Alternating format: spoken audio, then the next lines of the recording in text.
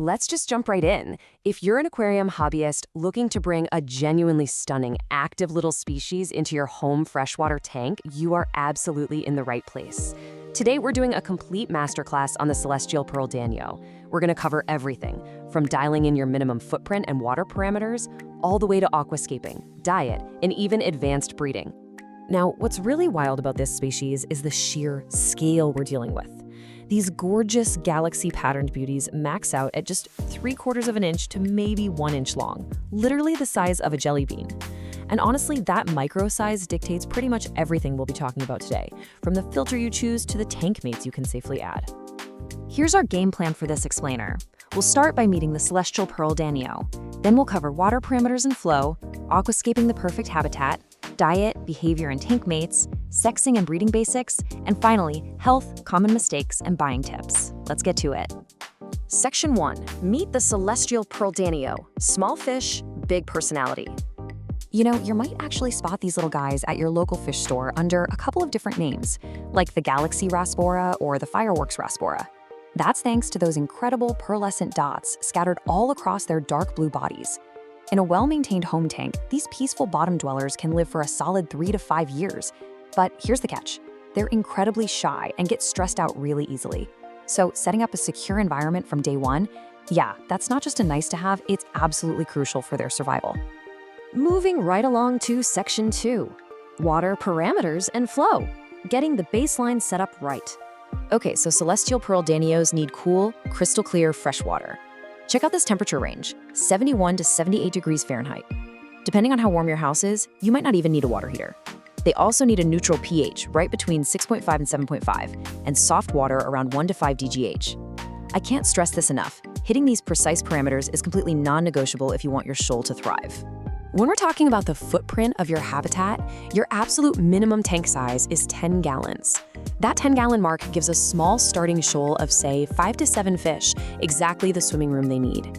You might be wondering, why 10 gallons for such tiny fish? Well, they're super active, darting swimmers. Plus, that volume of water is the bare minimum you need to keep those vital water parameters we just talked about perfectly stable. Now, filtration and flow. This is where a lot of beginners really trip up. You definitely want strong filtration, like a high-quality canister or power filter, to keep pollutants at bay. But remember how small these guys are? You absolutely have to block the filter inlet tubes with a sponge. Without it, your tiny fish are going to get sucked right into the intake. At the same time, make sure the output current is really gentle and slow-moving. You're trying to mimic the calm, shallow ponds they naturally come from. Section 3. Aquascaping the perfect habitat. Interior design for shy fish. To make these timid little fish feel secure, and to really make those galaxy colors pop, your interior design totally matters. Start with bright LED lighting to get some dense plant growth going. For the substrate, go with a dark, fine sand or a very smooth gravel. Rough surfaces can actually injure them, and that dark bottom perfectly mimics their natural habitat. Next up, plants. Pack that tank with heavy vegetation like java fern, rotala, and elodia. Oh, and toss in some floating plants like water lettuce or frogbit for a nice canopy of top cover. Finish it off with lots of rocks and caves, giving them plenty of safe spots to dart into if they get spooked. Okay, listen closely because this is a massive beginner mistake. Do not add driftwood or leaf litter to this tank. A lot of aquarists love that dark, natural blackwater look, but wood and degrading leaves release tannins.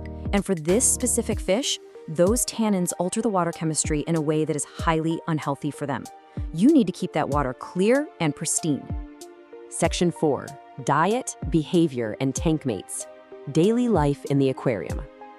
These guys are omnivores, and they've got tiny mouths but crazy high energy levels. You're gonna wanna feed them 2 to 3 times a day. Offer up a really varied diet of microfoods. Think finely crushed high-quality flakes, micro pellets, baby brine shrimp, and Daphnia. But here is the golden rule. You have to remove any uneaten food after exactly 5 minutes. Leftover food just rots, ruins your water quality, and will quickly lead to a tank full of sick fish. Celestial Pearl Danios are incredibly social. They're happiest in shoals of 10 or more, though the absolute bare minimum is 5 to 6. Just never keep one alone. They will be absolutely terrified. As for tank dynamics, it's crucial to keep more females than males. The males are fiercely competitive. They act like tiny little divas and will aggressively fight over the females. A higher female-to-male ratio diffuses all that tension and just keeps the peace. If you're dreaming of a vibrant community tank, you've got to pick their roommates really carefully. Suitable tank mates include other peaceful nanofish like small tetras, or fish that hang out in completely different water levels. Surface dwellers like pygmy hetchetfish or guppies are perfect. Need a cleanup crew? Bottom-dwelling cory catfish, snails, and small shrimp like cherry and amano shrimp are amazing companions. They just mind their own business and leave your Danios entirely alone. On the flip side, here's exactly who you should definitely not invite to the party. Avoid large or aggressive fish at all costs. No cichlids, including Jack Dempsey's, no Oscars, no betta fish, no tiger barbs, and definitely no boisterous tetras like the Buenos Aires tetra. Honestly, if you drop a tiny 1-inch Danio into a tank with a big-mouthed aggressive fish, your beautiful Danio is just going to become a very expensive snack. Section 5. Sexing and breeding basics. Growing your own galaxy. Once your fish hits sexual maturity, which is usually around 3 to 4 months, it's actually super easy to tell the boys from the girls. Males are noticeably thinner, sporting a much brighter deep blue color, a bright red belly, and this really distinct red and black stripe on their dorsal fin. Females, on the other hand, are a bit more muted. They have a golden or orange belly and a plumper shape. When a female is ready to spawn, she'll actually develop a visible black spot right near her tail. If you want to try breeding them, it's surprisingly simple. Just set up a dedicated breeding tank with some aged water, a gentle air sponge filter, and a big clump of Java moss. Add 1 male and several females. Now here is the absolute most critical part. Once the eggs are laid in the moss, get the adults out of there immediately. If you don't, they'll turn right around and eat their own eggs. Give it 2 to 4 days and those eggs will hatch into microscopic fry ready for microfoods. Section 6. Health, mistakes, and buying. Keeping your shoal thriving. So health-wise, this species is incredibly hardy if your water is right, but they are notoriously prone to one specific issue: fin rot. It's exactly what it sounds like, a disease where the fish's tail or fins become discolored, frayed, and literally just rot away. It's almost always triggered by poor water conditions, secondary fungal or bacterial infections, or just immense stress from males constantly fighting. If you spot it, you've got to step in immediately with antifungal meds or antibiotics. Of course, the absolute best cure is prevention, right? You can easily prevent fin rot by rigorously managing your baseline parameters. Monitor your pH, check that temperature, and stay on top of those water changes.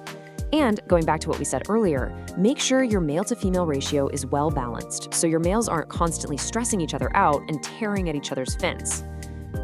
When you're finally ready to head to the pet store or order online, here's what to expect. You'll generally buy them in a ready-made shoal of 5 to 10. Depending on where you live, they can run anywhere from about $10 for a single fish all the way up to $70 for a full shoal. Overall, they're considered moderately easy to care for. The daily feeding and tank maintenance, super simple. But their strict demand for perfectly clean, cool water means you absolutely cannot cut corners with your setup. We've covered the minimum footprint, the strict water parameters, the dense aquascape, and the delicate social dynamics. These little fish offer an incredibly stunning slice of nature, but they demand perfection in return. So what do you think?